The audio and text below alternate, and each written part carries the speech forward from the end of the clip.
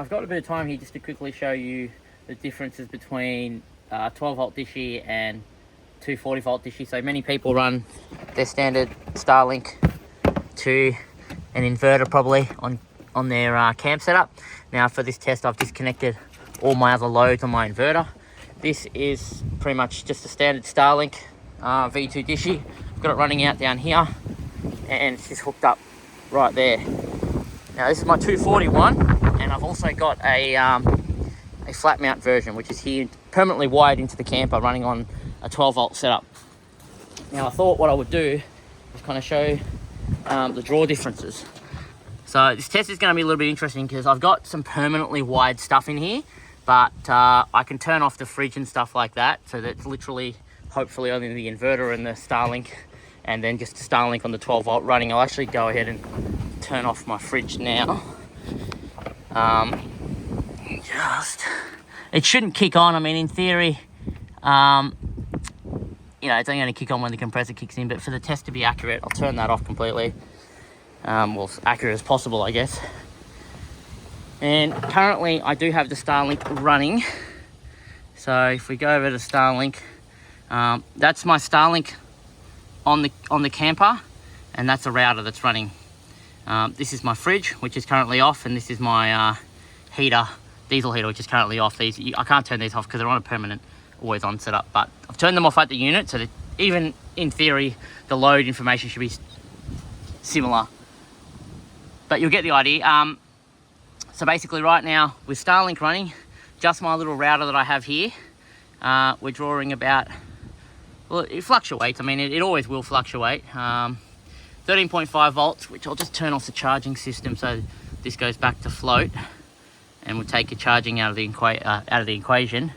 Resting voltage is around about 13.2, 13.3 volts, but you can see here that the outgoing amperage at 13 volts is about 3.8 at the moment. Now I've noticed this will fluctuate between 3.1 to 3.9, and it just bounces around there.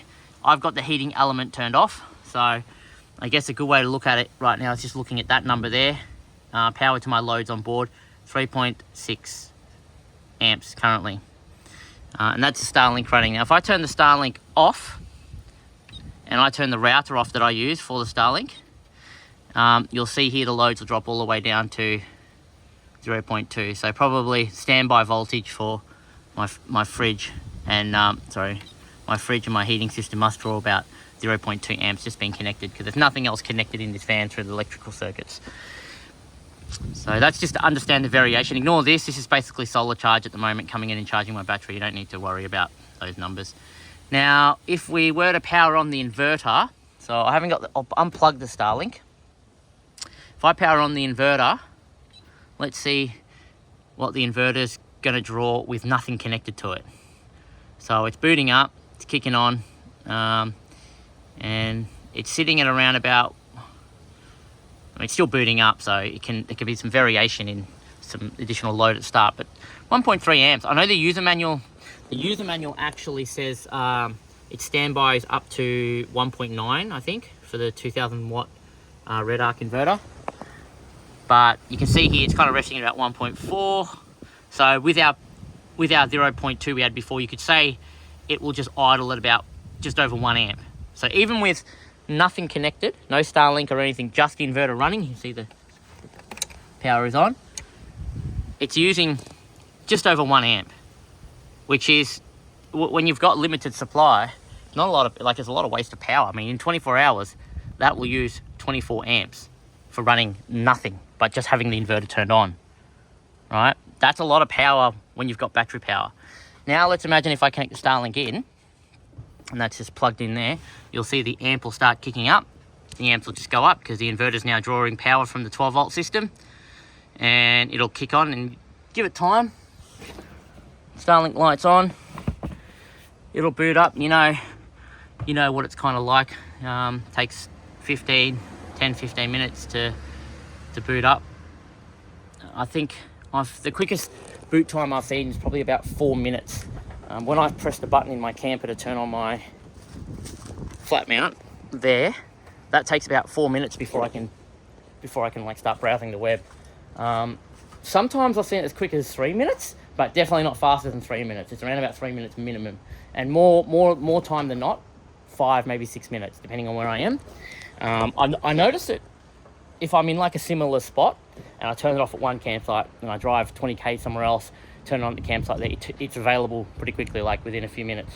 But if I've driven from bottom of Victoria to northern Victoria and I turn it on later that day, I notice it takes a bit of time, 5 minutes or so before the Starlink will actually turn on. So you can see Dishy there has gone flat. This is the one we've got connected to the 240. Probably searching for satellites or whatever they're called up there. I'm no expert, clearly. I just thought I'd show you guys the load differences. So currently it's now loaded at 4.9, 5 amps, 5 point. Yeah, so it's about, it'll just keep fluctuating. It's very hard. I think Dishy, it has something to do with transmission or something, maybe how much power it draws. But I can see here, we're around about 5.5, 5.8. I've seen this go as high as 7 amps, 8 amps, and that's with the heating element off. Inside the thing. So the difference between having this router and Dishy over there, standard setup through the inverter, is pretty much a difference between about just over 5 amps, maybe 5.5 amps. Where if I turn this off, so I turn off, and even if I turn off the load to the inverter, you'll see it's the inverter itself just been on with no Starlink power is still drawing over 1 amp. If I turn off the inverter and go back to it, you'll see this will drop to my 0.2 amp voltage, which is probably just loads that are connected but not actually running. It's probably actually the distribution system power. Then if I just turn on my Starlink on my 12 volt setup, this is my router I've got, and this is my Starlink setup I've got, turn on those two, which is using only 12 volts, has nothing to do with the inverter. We'll give it a few minutes to kick on. It'll take a little bit to ramp up. While I wait for that, I'll show you guys, this is the 12 volt setup I use. I basically plug my router into that, which goes into a router that's behind here. I normally use my Unify gear, but for this example, I connected a really low powering router that has Wi-Fi, 4G and everything like that. This is a 12 volt power in, and this is Dishy's RJ45 in. You basically just get a kit, you plug that in there, hook this up to a 12 volt source, and then you can set up your Starlink, you chop it up and put it inside something as small as this. Now, the reason why I've got this one is because potentially this one's actually going to be one where I don't have it sitting up on a deck like this. I might actually have this one stored in a cupboard, like in a drawer or something in there, because they transport a lot better when they're flat like this. Maybe I'll have a mobile setup that sits in my Tourer, just sits in the back, so I can pull it out and hook up the 12 volt to a Siggy socket, because I could just basically wire this here, so this end goes to a cigarette lighter socket, and just plug the cigarette lighter socket into a port, connect it to this, and then just chuck that out on the roof of the car or anywhere. This isn't actually that heavy, and without the arms and everything like that you got on the Starlink and the stand, it's actually significantly lighter. So I don't have the weight here, but you can see here I'm drawing now only about 2.9, 3 amps ish.